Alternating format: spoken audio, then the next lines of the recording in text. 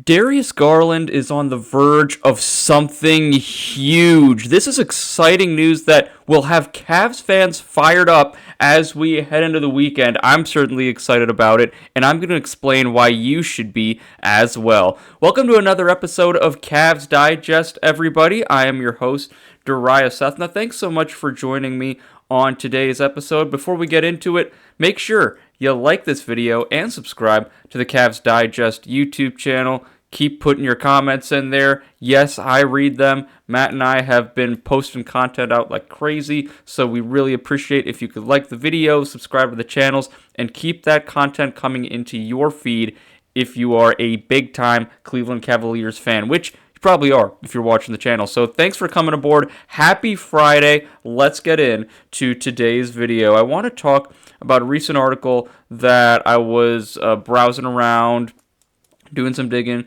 Found this article on some early end of season awards. Now, obviously, these awards are based off the regular season, and this article picked a potential Cavalier player who would win every respective award. So, for example, Coach of the Year, Kenny Atkinson. Could he somehow find a way to get back-to-back Coach of the Year awards? Evan Mobley was a very obvious pick as well, not only for Defensive Player of the Year, but MVP. That just shows you the upside in Evan Mobley's game, the potential around his performance, especially for this upcoming season, being noted for two different awards, two of the more prominent awards in the NBA end of season agenda there.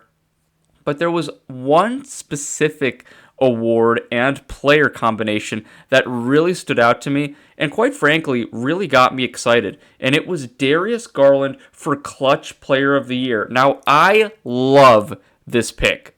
I think this is a fantastic pick. If you are betting odds, and I do not bet, I'm going to be honest with you, I don't spend my money on betting, but if you do enjoy betting, I would definitely put some money down on Darius Garland winning Clutch Player of the Year this year. And that is despite coming off the toe injury ultimately surgery that he underwent this summer. He'll probably miss a little bit of the start of the season. We'll kind of see what happens once that gets closer, what the timetable is going to be, but definitely put some money down on Darius Garland winning Clutch Player of the Year. And I'm going to explain to you why that is. Let's look at the stat graphic here of Garland real quick.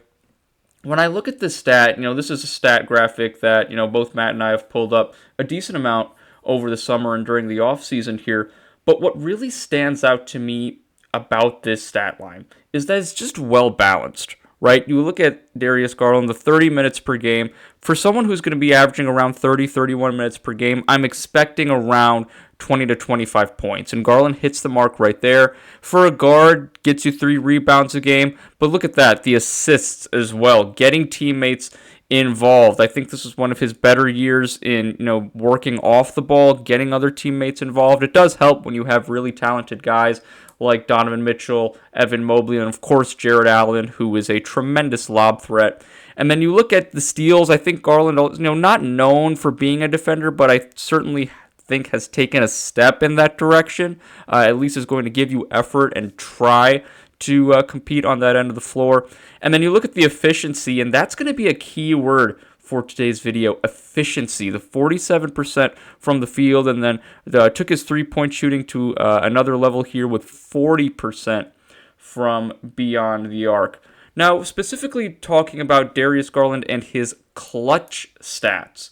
So, for those who maybe are a little bit more unaware, clutch stats are if a game in a clutch situation is when the game is within 5 points or less between the two teams with under 5 minutes remaining in the contest. So in those types of scenarios, last regular season, Darius Garland found himself in these scenarios 34 times. And in these scenarios, he averaged about 3 points in these scenarios, right? And you're probably thinking 3 points, that's nothing. I can do that in my driveway. But here's what matters the most. It's the efficiency numbers, the percentages in these moments. 53% from the field and 45% from three-point range. That to me is huge. And you take that sample size of 34 games in big time moments, the pressure is on, right?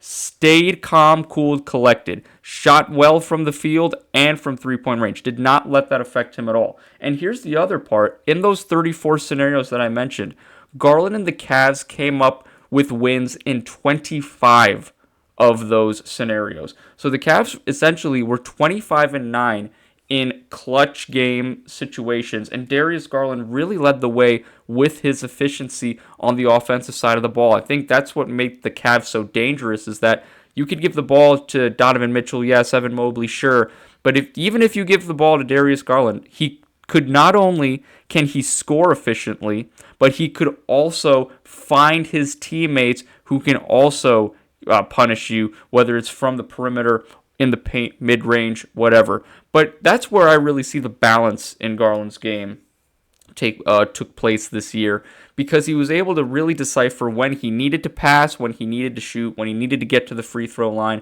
and that's where I can see even more growth in years to come. Now, the big knock on Garland are obviously the injury concerns, right? He's never healthy when it really matters most. But despite coming off, the toe surgery and, like I said, probably going to miss some time to start the year, I still feel like this is his award to lose. Now, he's going to go up against some stiff competition, right? There were definitely, you can make a case for a lot of different guys this past season throughout the NBA in terms of that clutch gene, right? But some of the players I wanted to mention here, some of that competition he'll be going up against. Anthony Edwards of the Minnesota Timberwolves was a finalist for the award. Trae Young also had some solid clutch scenario numbers this past season. Again, this is a guy who definitely is one of the more ball-dominant guards in the league. And then someone who I think is one of the more underrated players in the league, especially when it comes from a clutch standpoint, is DeMar DeRozan, the mid-range master, right? This is someone who has been in the league for a while and has hit a lot of clutch shots in big games as well. The winner of last year's Clutch Player of the Year award, he's not pictured here, but Jalen Brunson of the New York Knicks, another fantastic candidate. I think he's only going to get better as well. The Knicks definitely have a roster now that can legitimately compete in the Eastern Conference, one of the top threats, like I said, to the Cleveland Cavaliers heading into the season. And you also have, of course, Nikola Jokic, not pictured here as well, but he's pretty. You could probably put him down for almost every category for an end of season award, especially MVP, obviously, Clutch Player of the Year. If he takes his defense to another level, we'll see there. But definitely, at the end of the day, a lot of stiff competition for Darius Garland to go up against. But I would still pick him to win this award. And that's not just, maybe the Cavs fan in me, sure, but I just think the evidence is there. The numbers are there. We see a lot of tangible material to take away from that I believe